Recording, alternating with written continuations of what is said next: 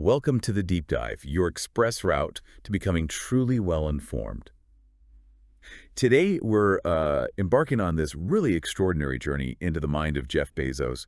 We're exploring the relentless, unwavering adaptability that, fueled his pursuit of success, right from Amazon's humble garage origins, all the way to the ambitious frontiers of Blue Origin. It's quite a story. It really is. Yeah. And our mission, we've gathered insights from sources like Bezos' Blueprint, 15 business lessons from Amazon's Jeff Bezos, and Amazon's leadership principles explained. We're going to distill the most important nuggets, tracing his story through, I think it's 7 pivotal stages. That's right, 7 stages. We'll look at how his adaptability consistently showed up, the benefits it brought, practical applications, the competitors he faced, and most importantly, the invaluable lessons for you, whether you're an entrepreneur navigating change or just trying to stay agile. Well, what's truly fascinating about Bezos, I think, is that he didn't just react to change. He kind of weaponized adaptability as a core strategic tool. Weaponized it? How so? Well, we'll see how this mindset allowed him to actively create change. I mean, often redefining entire industries in the process. If you connect this to the bigger picture, it's really about understanding how a founder can sustain that startup mentality, that day one energy. Right, within a huge company. Exactly, Yeah. within an ever-growing enterprise, and what that actually means for innovation and, well, longevity. Okay, let's dive in. Our story really kicks off in 1994. Picture this. Jeff Bezos. He's a well-paid vice president on Wall Street, D.E. Shaw & Co. And he spots the internet's explosive growth, what was it, 2,300% annually? Just unbelievable. Almost hard to fathom now. And his response, he makes this audacious decision, quits his job, starts Amazon.com as an online bookstore. From his garage, what was the driving force there? Well, that decision, it really highlights his foundational adaptability right from the start. He used what he called his regret minimization framework. It's quite famous now. Ah, yes, I've heard of that. He basically imagined himself at 80, looking back, and he wanted to avoid the regret of not trying this thing. So it shifted his focus, from the immediate comfort of a secure career to the huge potential regret of a missed opportunity. That makes sense. And he also strategically chose books. That wasn't random. They're standardized, huge selection potential. A perfect focused entry point for an online store in what was, frankly, an unproven market. It's a powerful way to frame such a big choice. So what critical advantages did that early adaptability give Amazon in those initial chaotic years? Oh, it was everything, really. Right. He seized an early market advantage by launching incredibly quickly. He avoided what so many established companies fall victim to, that analysis paralysis. Or waiting too long to act. Exactly. In a brand new, unpredictable market, the real edge wasn't perfect planning. It was rapid iteration, learning in the wild. This also let him build foundational trust, offering selection no physical store could match. Unlimited shelf space, essentially. Pretty much. And crucially, he built a scalable business model right from the outset, designed to grow with the internet itself. That sounds like textbook startup execution almost. Yeah. Can you give us some tangible ways he put this early adaptability into practice, like day to day? Absolutely. I mean, think about the personal commitment first. He literally moved across the country to Seattle, sets up shop, gets the domain name, building software from his garage. Not exactly glamorous. Not at all. And he even changed the name. It was originally Cadabra, right? He changed it to Amazon, to signal scale vastness, and cleverly to appear early in alphabetical searches back then. That's smart. And central to all this was his bias for action. Even without perfect info, he pushed everyone to just do something, experiment, learn, iterate, fast. So in that very fluid environment, who were the main players Amazon was really up against? Well, at that point, the immediate competitors were, the traditional brick-and-mortar bookstores, Barnes & Noble, Big guys. Yeah, huge physical footprints, but limited selection compared to online. Then you had other early internet startups, the gold rush crowd. But many lacked his long-term vision, I think. Mm-hmm. And maybe more abstractly, D.E. Shaw & Co. itself was a competitor, representing that secure path he deliberately walked away from. Interesting. For anyone listening who's maybe thinking about starting something new, what are the key takeaways from that initial plunge Bezos took? The lessons are pretty clear, I think. First, embrace calculated risk-taking, but let it be driven by a strong long-term vision. Think about the regret of not acting. The regret minimization. Exactly. Second, act quickly on market shifts. Early adoption, like we saw, can create huge advantages that are tough to overcome later. And finally, prioritize scalability from day one. Build a model that can grow with the opportunity, not one constrained by old ways of thinking or physical limits. Okay, so Amazon goes public in 97. Then it diversifies rapidly. Beyond books into CDs, videos, clothes, electronics, toys, everything. But what's really remarkable here, as you mentioned, is he deliberately avoids a big marketing budget, relies on word of mouth from great customer experience. He said, if you build a great experience, customers tell each other. How radical was that approach then? Oh, incredibly radical. I mean, this stage truly showcased his customer-centric adaptability. It was a fundamental shift. Forget traditional ads, let's just obsess over customer satisfaction. And that directly informed the rapid product diversification. It wasn't just random expansion. No, it was responding to what customers wanted, finding everything in one place. And he empowered them. That review system, allowing negative feedback. Unheard of. Most companies would hide that. Absolutely. But for Bezos, long-term trust trumped a perfect-looking page. That was paramount. That focus clearly paid off. What were the tangible benefits of that strategy? Well, the benefits were huge. They got incredibly powerful, cost-effective marketing. Just genuine customer advocacy driving growth. This allowed for that rapid expansion, making Amazon feel like the everything store. One-stop shop. Right. Yeah. And most importantly, it built this incredibly strong foundation of customer trust and loyalty, which proved absolutely crucial later on, especially when things got tough or competition increased. Can you give us some concrete examples? How did this customer obsession play out in practice? Sure. Implementing that comprehensive customer review system, that's a big one. Encouraging detailed feedback, even negative stuff. Bezos defended it constantly as vital for trust. Sticking to his guns. Totally.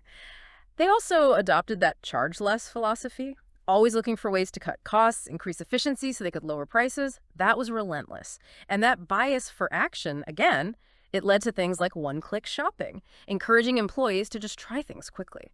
So who are the established players getting outmaneuvered by this customer-first approach? Well, definitely the traditional brick-and-mortar retailers. They just couldn't match the online selection or convenience. They were struggling. Yeah, you saw a lot of them fade. And also the emerging e-commerce sites that were maybe more focused on just flashy ads than actually serving the customer well. Basically, anyone relying heavily on old-school marketing spend, Amazon kind of bypassed them by focusing on organic, customer-driven growth. What are the key takeaways here for entrepreneurs trying to scale up? I think the lessons are profound. First, customer centricity is everything. It's the ultimate differentiator, the best marketing tool. You have to obsess over their needs. Second, be willing to be misunderstood. Prioritize that long-term customer value, even if it means, weird-looking financials in the short term or ignoring conventional wisdom. Like the low marketing spend. Exactly. And finally, cultivate that bias for action. Implement improvements quickly, seize opportunities, don't wait for perfect data. Okay, let's shift gears. Early 2000s. The dot-com bubble bursts, carnage everywhere, internet companies collapsing left and right. A brutal time. Absolutely. Everyone expected Amazon to be next. But Bezos, with what people called his unusually slow-paced business plan, he didn't just survive, he thrived. How did he manage that? Especially when he also launched Amazon Prime in 2005, which looked financially crazy at the time. Right. This period really tested and I think proved his financial adaptability. It was masterful in hindsight. He fundamentally shifted Amazon's financial focus away from traditional GAAP earnings, short-term profits. The stuff Wall Street usually looks at. Exactly. Towards free cash flow and cash conversion cycles. This gave them incredible resilience during the bust. He deliberately delayed profitability for over 6 years, just consistently reinvesting revenue back into the business. Patience. Huge patience. And Prime in 2005, that was absolutely a bold bet. It was based on this deep, intuitive understanding of the long-term customer benefit, even when their own models apparently said it was a terrible idea financially. Wow. So focusing on cash flow, being patient. What were the real benefits of that adaptable strategy? Immense benefits. First, survival. Amazon weathered the dot-com storm, captured market share as competitors vanished. This unique approach also provided continuous capital for innovation and expansion because they were maximizing that reinvestment, not pulling profits out. The fueling the growth engine. Precisely. And services like Prime, despite all the initial skepticism, offered such incredible value and convenience that it cemented customer loyalty, massively increased purchase frequency, made customers incredibly sticky. How did this financial adaptability actually play out in their day-to-day operations? Well, the aggressive reinvestment was key, just constantly plowing revenue back in to keep prices low, expand fulfillment centers, improve service, building that long-term competitive moat. Making it harder for others to catch up. Exactly. They also optimized their operating cycle like crazy, focusing on turning inventory fast, collecting from customers before paying suppliers, building what some called a cash moat. They actually got paid before they had to pay out. That's powerful. Very. And Bezos was incredibly consistent in his communication with shareholders, year after year, reinforcing that long-term philosophy. Free cash flow over short-term earnings, managing expectations. It's a stark contrast. Who were the competitors who failed, where Amazon succeeded during that really tumultuous time? Oh, the graveyard was full of dot-com startups. They collapsed because their business models were unsustainable. They burned cash too fast, lacked financial discipline. Chasing hype over substance. Often, yes. Yeah. Traditional retailers also struggled. The capital intensity of stores and inventory, it made them less agile during the downturn. And broadly, just companies focused only on short-term profits, quarterly earnings. They lacked the patience for Amazon's kind of long-term game. For our listeners running their own ventures, what's the most important lesson from this phase? I'd say first, cultivate strategic patience for profitability. Understand that real sustainable growth often requires deferring those short-term gains. It's a long game. Second, focus on free cash flow. It's such a critical measure of long-term health and your ability to invest, especially when things get uncertain.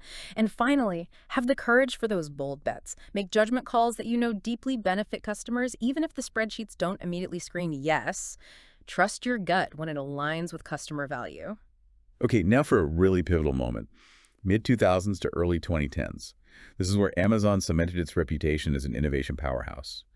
Bezos launches the Kindle e-reader in 2007, revolutionizes reading. Huge disruption. But maybe even more significantly, Amazon transforms its internal tech into AWS, Amazon Web Services. Cloud computing became the profit engine, right? Absolutely drove the majority of profit, eventually. A massive shift. And he also championed self-service platforms, Kindle Direct Publishing for authors, fulfillment by Amazon for sellers, believing that, quote, even well-meaning gatekeepers slow innovation. What was the genius tying these seemingly different moves together? It was all about capability adaptation, really stretching what Amazon was. First, venturing into hardware with Kindle. That was a major leap for an e-commerce company. No prior experience there. Big risk. Huge. Second, fundamentally reimagining their own IT, turning a cost center into AWS, a massive revenue generator. That completely reframed their business model. And underlying it all was their working backwards method. Start with the customer need, then figure out how to build the tech or skills required. Don't be limited by what you can already do. That's a profound shift. What were the tangible benefits Amazon reaped from these bold moves? Truly profound benefits. They created major new revenue streams, Kindle, AWS diversifying income, becoming highly profitable. They massively expanded their ecosystem, created win-wins for developers, authors, merchants, locking them into the Amazon world. Network effects. Exactly, and ultimately it accelerated their market leadership, allowed Amazon to move much faster, innovate more uniquely than competitors often stuck in older ways. Can you give us specific examples of that working backwards philosophy in action? Well, Kindle development is the classic case. They started with the vision.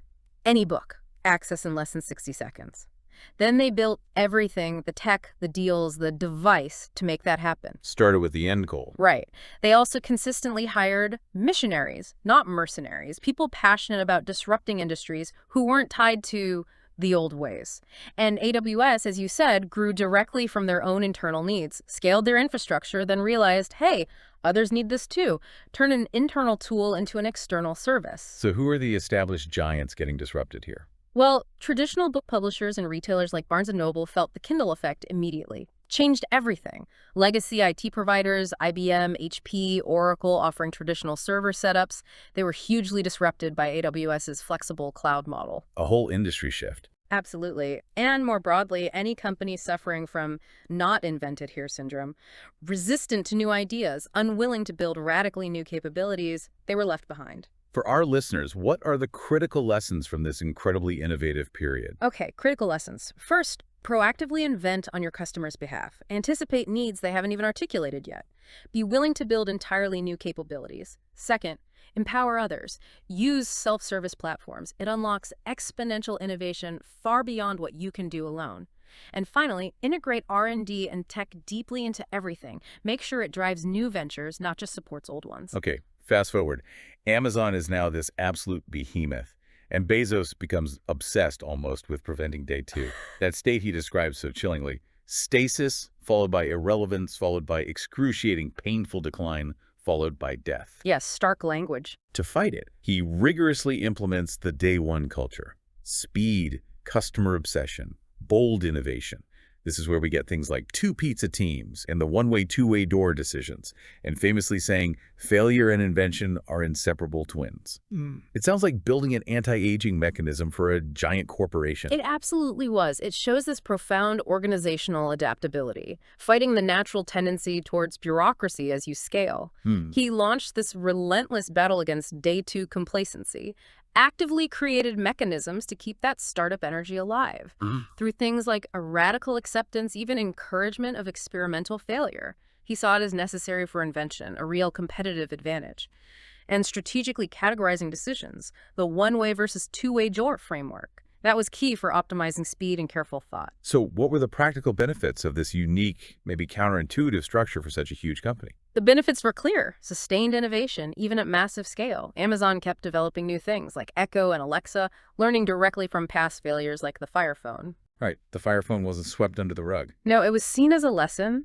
It also enhanced operational agility, decentralized decisions via those 2 pizza teams. Small, autonomous groups, maybe 5, 7 people. Small enough to be fed by 2 pizzas. Exactly. Yeah. Gave them autonomy, and it resulted in high-quality outcomes because of relentlessly high standards despite the speed and growth. How did they apply these ideas in practice, like the 2 pizza teams or the door framework? Well, the 2 pizza teams became widespread. Small teams for efficiency, ownership, less communication overhead, and the one-way, two-way door framework was used rigorously. Reversible two-way door decisions. Make them fast, experiment, learn. Low risk if you're wrong. Precisely. Irreversible one-way door decisions. Those were mulled over carefully, debated, analyzed much more slowly, and critically, learning from missteps. The Fire Phone, a $170 million write-off, a total bust by any measure, was publicly framed as a necessary failure that directly informed Echo and Alexa. That public acceptance is rare. So thinking about day two, who are the companies maybe struggling with that mentality? And who are Amazon's direct competitors in these new markets like smart speakers? Well, you can look at established large companies that just got slow, bureaucratic, risk-averse, maybe blockbuster Sears. They serve as indirect examples of what Amazon fought to avoid. Cautionary tales. Exactly. In new product markets, they were competing head-to-head with Google, with Google Home versus Echo, and Apple with Apple TV versus Amazon Fire TV, big tech rivals. What are the key lessons for you, the listener, from this stage of maintaining dynamism? Okay, key lessons. First, actively fight day two complacency. You have to build in cultural and operational ways to stay dynamic no matter your size. Second, empower fast, decentralized decisions. Push authority down. Use frameworks like the two-way door for speed. And finally, view failure differently. Frame experimental failures as valuable learning, an inevitable part of invention, not something to punish. That's a competitive edge. All right, our next stage. This shows Bezos' adaptable spirit really extending beyond Amazon's core. 2017, Amazon buys Whole Foods, $13.7 billion. Big move into physical retail. Huge move, seemingly out of left field for some. And beyond Amazon, personally, Bezos buys the Washington Post in 2013. $250 million.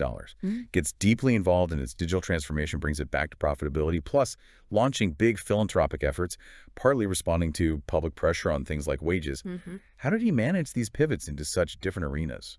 Well, this period shows his adaptability to broader societal roles, a wider market presence. We saw strategic diversification into sectors that seemed unrelated: groceries, traditional media, huge shifts. It's very different businesses. Totally. But he essentially applied that Amazon mindset, tech first, customer-centric, to transform them. Look at the Post's digital turnaround. And crucially, he showed adaptability in responding to public pressure. On social issues like wages raising the minimum to $15 an hour. On environmental impact with the Bezos Earth Fund. Adapting corporate practice. So what were the benefits of this expanded scope of adaptability for him, for Amazon? They were multifaceted. It definitely expanded Amazon's ecosystem and influence.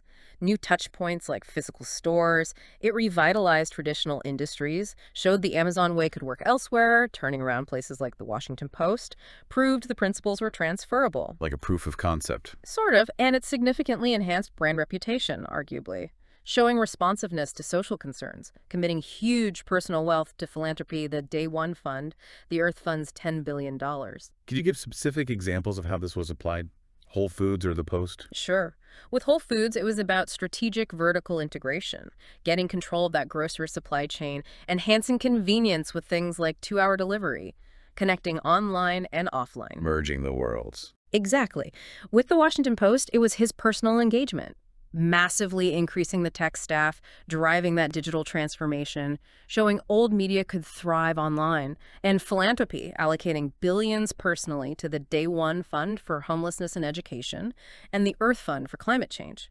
Direct application of wealth to big problems. Who were the competitors in these new sectors he was disrupting or joining? Well, traditional grocery chains suddenly faced Amazon as a direct competitor in physical retail and delivery, a major shakeup. Yeah, that sent ripples. Legacy media companies still struggling with digital transformation now had a revitalized, tech-savvy Washington Post to contend with. And in philanthropy, other big foundations, other wealthy individuals addressing similar issues, Bezos became a huge player in those spaces overnight. What are the key lessons for us from this stage, this broadening of impact? Key lessons.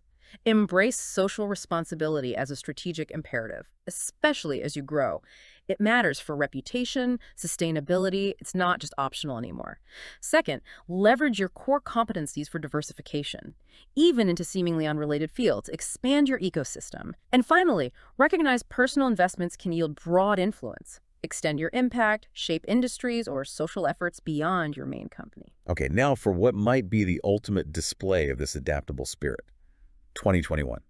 Bezos steps down as Amazon CEO, becomes executive chair. His explicit reason, more time for other passions, primarily Blue Origin. The space company he founded way back in 2000. Exactly, with this incredibly ambitious goal, Yeah. make space travel accessible, eventually enable humanity to live in space colonies. And what's fascinating now is he's actively injecting Amazon's hard driving culture into Blue Origin, bringing in ex-Amazon execs. It's like he's trying to build Amazon 2.0, but for space. That's a great way to think about it.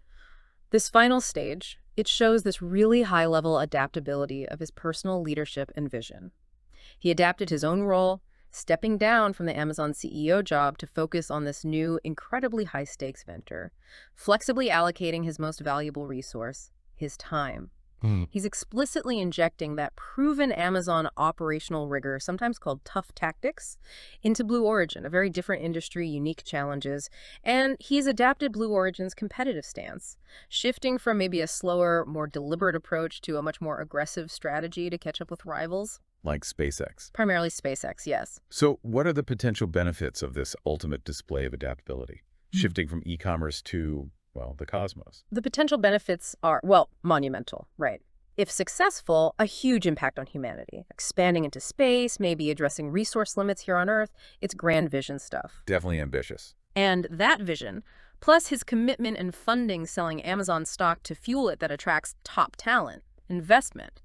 And crucially, by bringing in Amazon's rigor and leadership, the aim is accelerated progress, increased competitiveness, addressing those earlier criticisms about Blue Origin maybe being too slow. How has he applied this Amazon culture to the very different world of aerospace engineering? Well, their motto is revealing, gradatum ferociter. Step by step, ferociously. It captures that patient yet aggressive approach to super complex engineering. Step by step, but fast. Kind of. We've seen that strategic leadership transfer, appointing Dave Limp, former Amazon Devices chief, as CEO, plus other Amazon vets, to streamline things, instill that rigor. And they are absolutely applying Amazon's insist on the highest standards principle. In aerospace, quality isn't just important, it's life or death. That standard transfers directly from the customer trust focus at Amazon. So who are the major players in this new space race Blue Origin is now fully immersed in? Well, the primary competitor, no question, is SpaceX, Elon Musk's company. Direct, formidable rival. The big one. Then you have Virgin Galactic, more focused on space tourism perhaps, and don't forget the established aerospace giants Boeing, Lockheed Martin, plus national agencies like NASA. They're all innovating too. It's a dynamic field. What are the key lessons for anyone listening who's reaching for, really grand, maybe audacious ambitions from this final stage. Okay, key lessons here. Proving corporate cultures, operational rigor, they can be transferred to new complex ventures, but they almost always need adaptation to the specifics of the new industry. It's not just copy paste. Right. Second, grand visions need disciplined execution. Passion isn't enough for moonshots, literally. You need a rigorous, adaptable approach. Realistic timelines, relentless execution. And finally, external competition forces change. Even deeply held philosophies might need to evolve, maybe get more aggressive to stay competitive. Market realities matter. Wow. That brings us to the end of our deep dive into the truly extraordinary adaptability of Jeff Bezos. Across Amazon, now Blue Origin. From that initial leap of faith, adapting his whole career path, to relentless customer obsession, financial prudence, platform innovation, that disciplined pursuit of day one thinking. His story is just a testament to strategic foresight, unwavering commitment, building something enduring. It really is. His willingness to invent for customers, embrace failure as learning, constantly challenge the status quo. It consistently drove him to, well, make history. Indeed. And his journey really underscores that adaptability isn't just reactive. It's an ever-evolving strategic imperative. It's fueled by a visionary, flexible mindset. It's about more than just responding to change. It's about continuously shaping, redefining what's even possible. So what does this all mean for you listening? As you reflect on Bezos' incredible ability to reinvent himself, his ventures, and consider this. If adaptability is truly this ever-evolving strategic imperative, what's the next frontier that will demand the greatest adaptability from you, whether it's in your work or just your life? Something to think about. Welcome to the Deep Dive, your express route to becoming truly well-informed. Today, we're embarking on this really extraordinary journey into the mind of Jeff Bezos. We're exploring the relentless, unwavering adaptability that, fueled his pursuit of success. Right from Amazon's humble garage origins, all the way to the ambitious frontiers of Blue Origin. It's quite a story. It really is. Yeah. And our mission, we've gathered insights from sources like Bezos' Blueprint, 15 business lessons from Amazon's Jeff Bezos, and Amazon's leadership principles explained. We're going to distill the most important nuggets, tracing his story through, I think it's 7 pivotal stages. That's right, 7 stages. We'll look at how his adaptability consistently showed up, the benefits it brought, practical applications, the competitors he faced, and most importantly, the invaluable lessons for you, whether you're an entrepreneur navigating change or just trying to stay agile. Well, what's truly fascinating about Bezos, I think, is that he didn't just react to change. He kind of weaponized adaptability as a core strategic tool. Weaponized it? How so? Well, we'll see how this mindset allowed him to actively create change. Often redefining entire industries in the process. If you connect this to the bigger picture, it's really about understanding how a founder can sustain that startup mentality, that day one energy. Right, within a huge company. Exactly, Yeah. within an ever-growing enterprise, and what that actually means for innovation and, well, longevity. Okay, let's dive in. Our story really kicks off in 1994. Picture this. Jeff Bezos. He's a well-paid vice president on Wall Street, D.E. Shaw & Co. And he spots the internet's explosive growth, 2,300% annually? Just unbelievable. Almost hard to fathom now. And his response, he makes this audacious decision, quits his job, starts Amazon.com as an online bookstore. From his garage, what was the driving force there? Well, that decision, it really highlights his foundational adaptability right from the start. He used what he called his regret minimization framework. It's quite famous now. Yes, I've heard of that. He basically imagined himself at 80, looking back, and he wanted to avoid the regret of not trying this thing. So it shifted his focus, from the immediate comfort of a secure career to the huge potential regret of a missed opportunity. That makes sense.